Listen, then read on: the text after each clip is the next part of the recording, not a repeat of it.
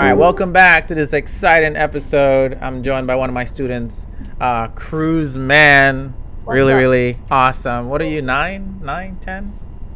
Yeah, I'm turning 10. Turning 10. He's a code pioneer. He's an awesome kid. Today we're gonna be making a FPS, and some of the features that you're gonna see in this FPS is ray casting. So like for a hit scan, there's also gonna be like knockback. Yep. And we're gonna take it from there. So in today's episode, we're gonna start out by just creating a brand new project, as you can see right there, and it's loading here on my other monitor, so I'll just bring it over. And while it loads, I'll just go through a couple more things. We're gonna probably grab a couple of assets, or Yes. yeah, we probably gotta grab a couple of assets later for like the pistol, Yeah, for the the weapon. pistols. Yeah. Yeah, and then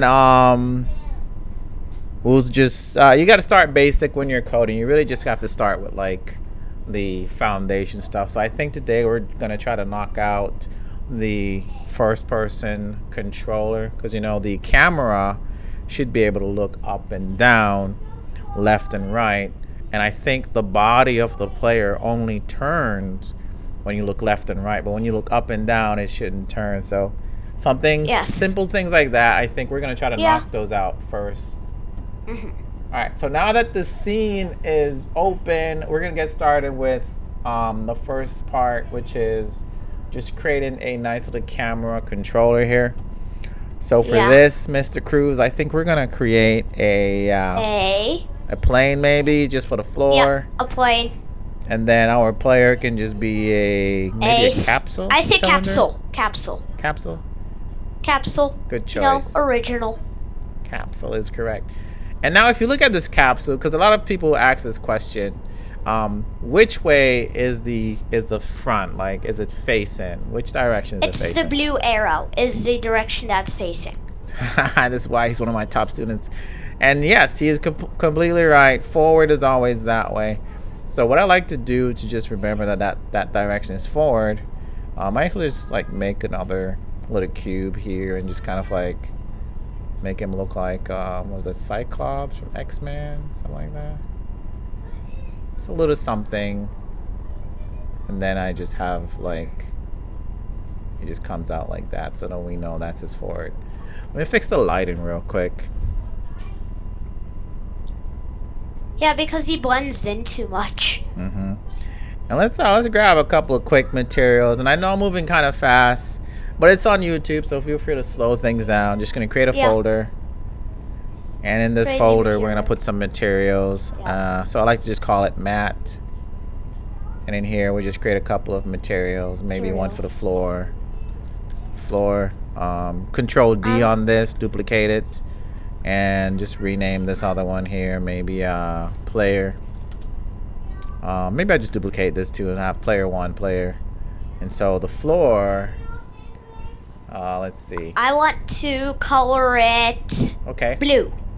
Floor blue, like how blue? that should be good. Should be good. All right, so but this is completely optional. If you want to create a different colored floor, it's completely optional. You tell them, man. That's right. Yes, feel free to use whatever color you guys want. I'm gonna be all boring here. I get to choose the player's color, so I'm gonna be all boring and go with like a brown, because it's like almost like a skin tone. Yeah, make it look more realistic. And then his little visor here, his little headset, I think I'll make it like black, like it's sunglasses or something. Yeah, there you go. Because we're a cool dude player. That's right. Boom. So that's him. Let's expand the floor just a tad bit, like so we can mess around with the movements. Of course, when you have nothing in your scene and you're rotating and moving your player around, it's actually pretty hard to tell that you're actually moving. So I suggest we created some just random other things in here. Cubes. Yeah. So I just put maybe a cube like right about over here. Maybe a really long one too. Like these little pillars of cubes. We could make obstacles in the game so that in the game there could be targets behind the obstacles. Right. So I'm gonna put a pillar. I'm gonna put a pillar in about every corner of this little thing, and that alone should give us back perspective. Yeah. So we know that we're moving when we're moving. I always like to mess with the names of stuff, so it's always important. Instead of capsule, we just call it player. And then all three of these, I can click all of them at the same time and just say pillar. These are all pillars. Pillars.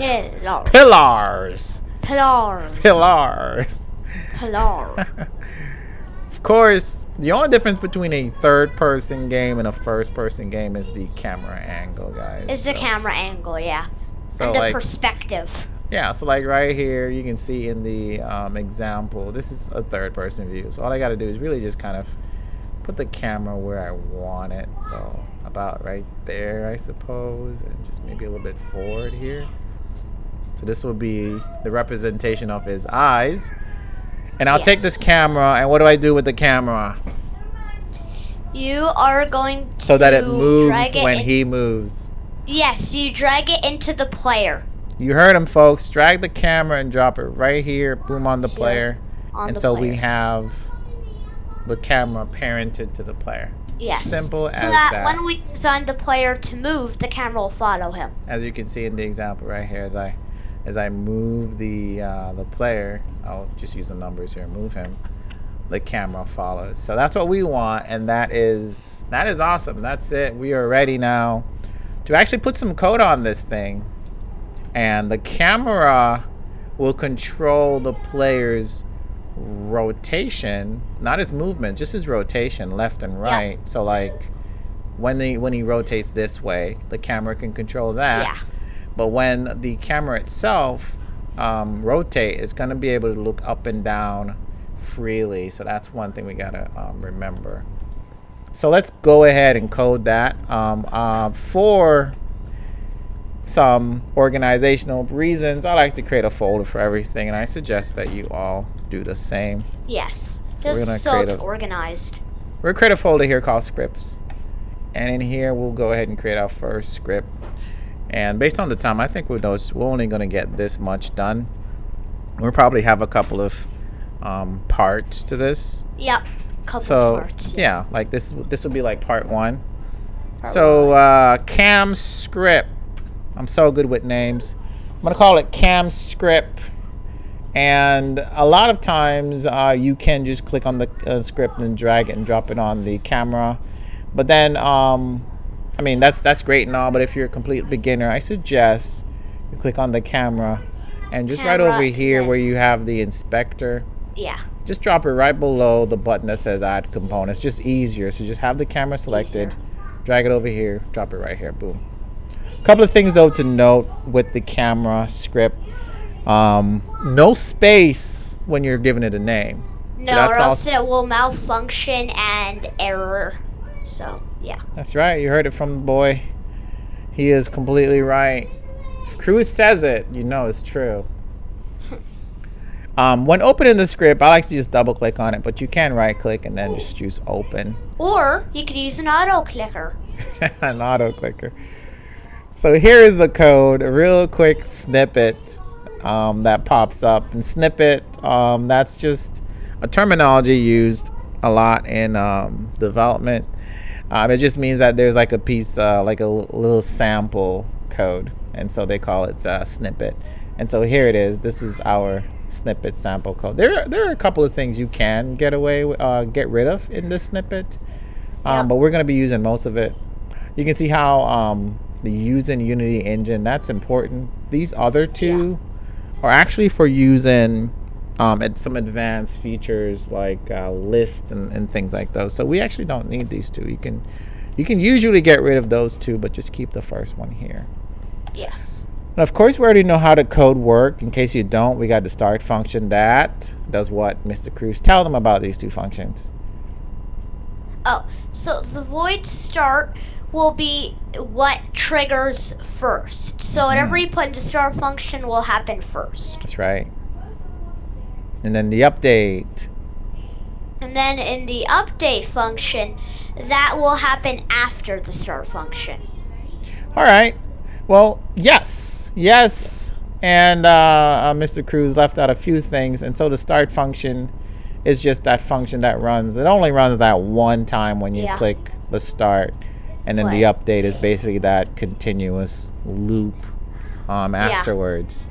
So start function is a good spot to put things that you want to happen just at the beginning of your game. All right, so let's start wrapping this up. We don't have much time. We want to keep the video nice and sweet. We're going to create some variables that will help us with just the camera movement. So that's the first thing I want to address right now. So let's go ahead and create a public, just by typing public, and I'll make it a float. I knew you were going to make it a float. I predicted the future. And this, I'm going to call it the camera sense, as in the camera sensitivity. Because it's public and it's like you have nothing assigned to it, so it's not like equal something. That's okay, because you can just save it, and because it's public, you see it show up here in Unity, so you can actually assign. It's going to be adjustable. Yeah, it's adjustable inside the editor, and that's what the public does. If I remove public, you won't see it in there. However, I do want to add a default value in case I forget to put it. So I put 100F, and so if I go back to Unity here, the default value that will show up here would be 100. You just didn't save it. Let's go back and click. Maybe because it had loaded previous. Let me hit play and see if it goes to 100. That's weird. I think because I bet you if I change the name to Sen, if I change the name, I think it's because it was created before I did that. Yeah, see, now it goes to 100. That happens. Next variable we're gonna need is I'm not gonna say public, so it's just gonna be a float again, and this will be our X rotation. That is very important. That is very important. Right. So like I said, we wanted the camera to be able to rotate. You can see this is the rotation here for the X, and the X is the up and down. I know X is usually left and right when it comes to position, but for the camera, the X is up and down. As you can see when I rotate it, there it goes up and down. So we want to keep track of that. All right, now let's do some code. In the update now, this is the code that keeps firing over and over. Over and over. We're going to create a float that will store the camera or the mouse X position. And so we say equal input dot, we're going to get axes. Get axes. You knew it. And then in here you actually want to type this exactly how I type it. You want to type mouse X, like so. And I'll show you where you'll find that. And then you want to times this. We're going to times this with the asterisk sign by our mouse sensitivity. That way the sensitivity actually plays a part in it. And then times it by time dot delta time. Delta time. He knows his stuff. I'm going to duplicate this code, and then I'm going to do the same for the mouse Y. So these are just two variables, mouse X and mouse Y, that I'm using to keep track of the mouse movement, and this will keep track of the mouse Y, just like so. I'm going to hit save and kind of go into Unity and show you where you find this. Alright, so if you're going to Unity and you go up down to, I believe it is project settings. You find your input. Let me move our faces out of here. Find the input and go to axes.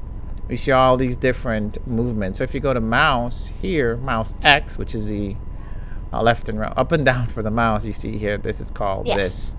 And then for the mouse Y, it's the same name. So that's why we had to write it exactly how that is written, because we're saying that we want to keep track of that motion. Anyways, now that we're keeping track of it and it's being stored into these two variables, we can actually do something with these two variables. So the X rotation variable that we made, we're going to tell it to equal the mouse Mouse X. X. Actually, it's the mouse Y, Y. and that's funny, but that's how it is. You want to say minus equal, actually, and we're gonna explain more about why you would do that. So we're storing in the X rotation the negative value of this, which is the mouse Y. All right. Next, we're going to make it move. So we're going to tap into the transform and say dot local rotation. No, local rotation. Local rotation. Yes. Let's just say local rotation. There it is. Yeah. And then in the local rotation, we're going to be storing rotation. So quaternium, if you're not too familiar with programming, quaternium is how you talk about rotation, and then position. Usually you would say vector 3. Vector 3, because vector 3 stands for the 3 positions, the X, Y, and Z. That's right.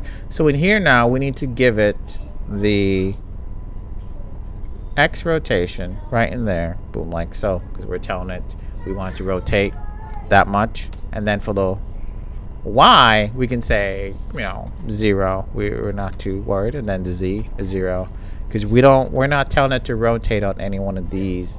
We're just telling it to rotate on the X value, but using the this right here. So let's kind of look at what's happening.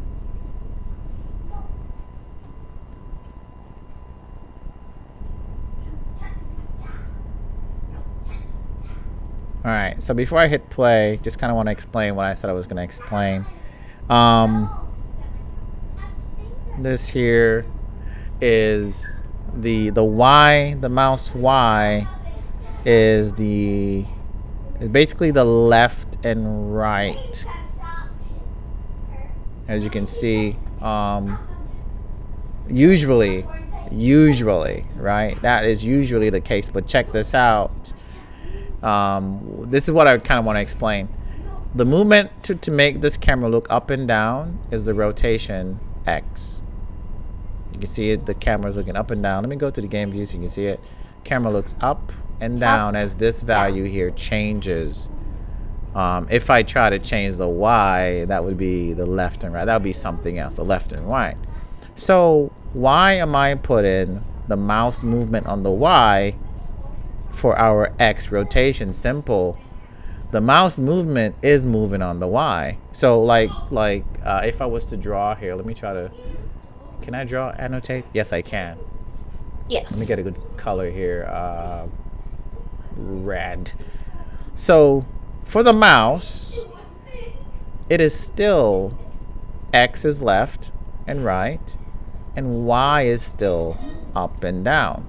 Yes. So as I tick tick tick tick tick with my mouse and go up, that's the Y on the mouse.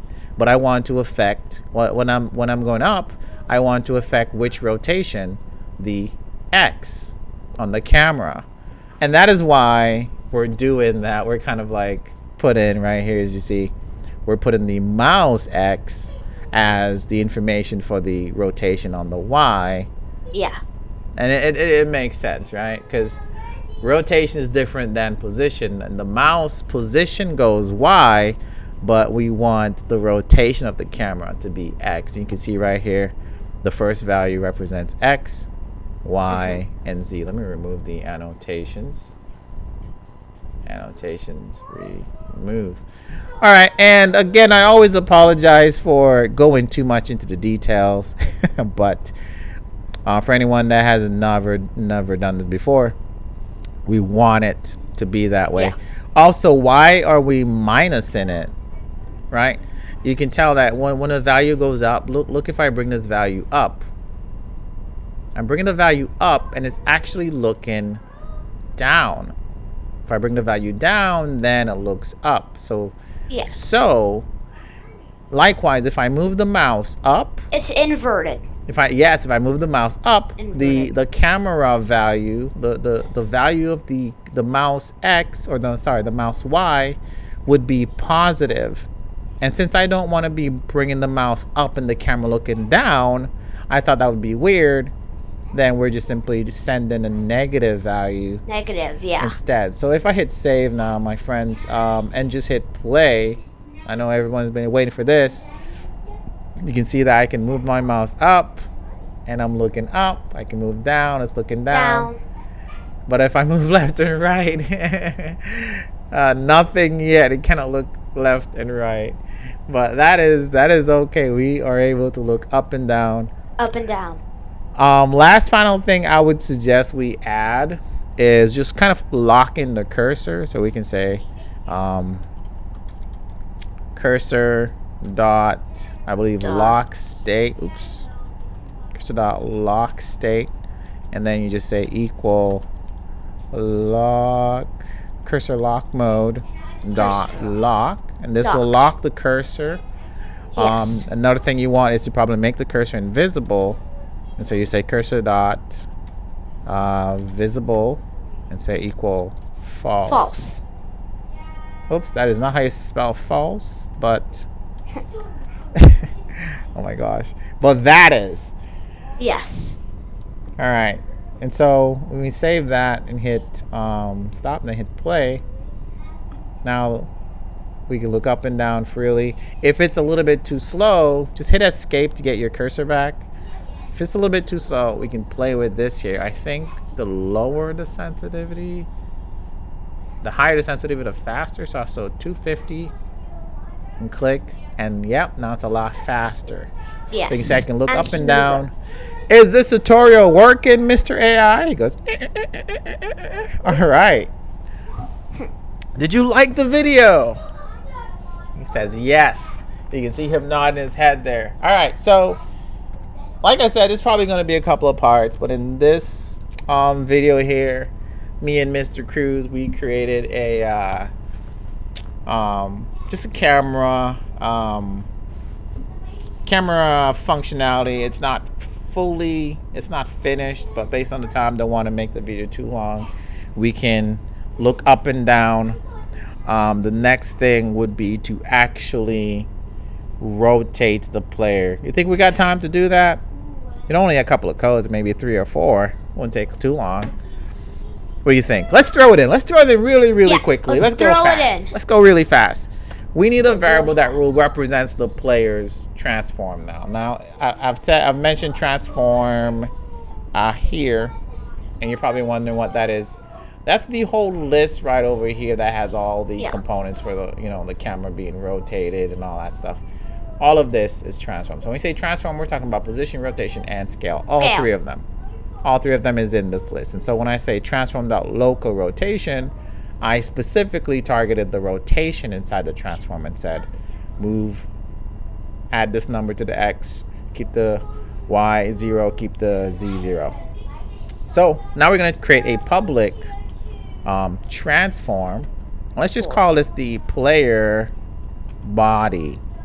Player body. So player body is now a type of transform. So if I hit save on that and just quickly go back to the script, we have this player body here that shows up, says none. And what we want is to take the player, connect it here, and now player body represents the player's transform. So player body represents the transform right here that belongs to this guy. So if I move him on the X, you can see how he moves on the, I'm sorry, the Y. The Y value actually makes him turn left and right. So that's important to remember. But now that's connected, we can go down here now and add a little bit of an extra code right at the bottom here. We'll say, okay, player body, since we have a player body now, player body dot rotate, this one with a capital R, and we can tell it to rotate in the vector 3 dot up. This is a short code, which means vector 3 dot up simply means X, Y, I'll show you. It means all three coordinates, X, Y, and Z, but Z is 0, X is 0, and then Y is 1. That's what it means, because up and down is Y, and we said vector 3 dot up, it simply means this, 0, 1, 0. That's what that means. Yes. All right, so we're already targeting the player Y rotation, and then we simply say times, and we're gonna give it the movement on the mouse. Which one? The mouse X. All right, the mouse X. This right here. So now it has the movements on the mouse X, and we'll hit save. And that's really it. Head back to Unity, and we are done. You can see now if I hit play, right, I can look up and down as usual before, but now I can turn left and I can turn right. Yay! Let me fix my sensitivity. I actually want it to be about 280. Hit play. Yep, that's good. I can look up, I can look around, I can look up and down. This looks great. I think we are definitely set for the next week tutorial, where we need to make the player actually able to move and also move in the direction. One thing I do want you guys to notice is that the player is actually turning. If I can bring this over here, right? You see when I look, the player is it's not just the camera, right? If you look at the player in the screen to the in the screen to the left, as I turn around, he's actually spinning, he's actually rotating. But as I look up and down, it does nothing to his rotation. That's the camera looking up and down like I told you we wanted. But then when we move left and right, the player turns his body. So all the player really needs to be able to do is move forward in the direction he's facing, whichever direction is forward, and move backwards. And basically that is all the controls we would need to make the player controller complete. And we're gonna hit on that next week. Next week we're gonna also get some assets for the pistol, right, Mr. Cruz? And go from there. Well, Yeah. anything to say to the viewers, Mr. Cruz? Have a wonderful day. Awesome. Well, Yeah. everyone has a wonderful day. Thank you for tuning in. Hopefully this was Yeah. helpful to somebody, even one person. That would mean that I did my job. And I'll catch you in the next one. Okay, bye.